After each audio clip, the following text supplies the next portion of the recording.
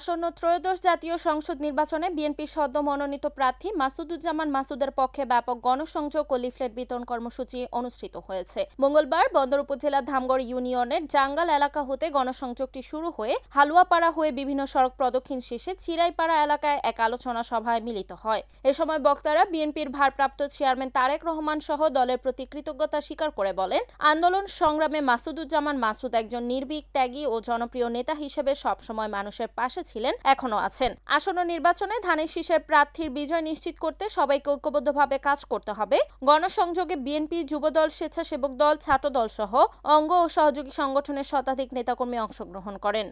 ধানের শীষের পক্ষে বাংলাদেশ জাতীয়তাবাদী দলের পক্ষ থেকে মনোনয়ন ঘোষণা করা হয়েছে।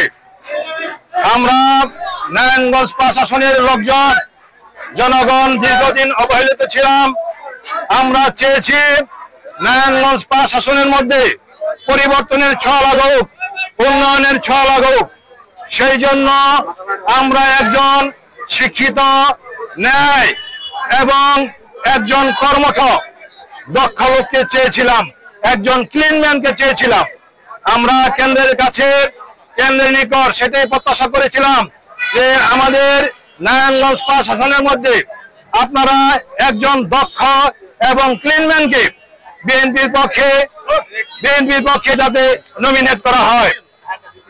আমরা বিএনপির কেন্দ্রীয় নেতৃবৃন্দ জনাব তারেক রহমান, দেশনেত্রী বেগম খালেদা জিয়া এবং বিএনপির যারা শীর্ষস্থানীয় নেতৃবৃন্দ আছেন সকল নেতৃবৃন্দকে অসংখ্যভাবে ধন্যবাদ জানাচ্ছি এবং মোবারকবাদ জানাচ্ছি।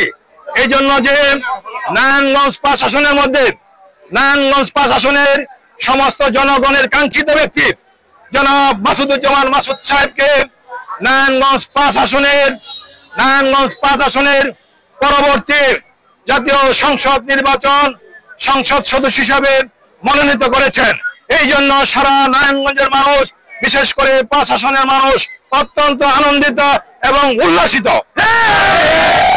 নারায়ণগঞ্জ 5 আসনের মানুষ, বিশেষ করে মদনপুর, ধামগড় এবং মুসাপুর ইউনিয়ন, এই 3টি ইউনিয়নের লোকজন আজকে ধামগড় ইউনিয়নের জাঙ্গাল নামক স্থান হইতে একটি শোভাযাত্রা সহকারে হাজার হাজার নেতাকর্মী, আমাদের জাঙ্গালের নেতা। Desk report, NEN TV, Narayanganj.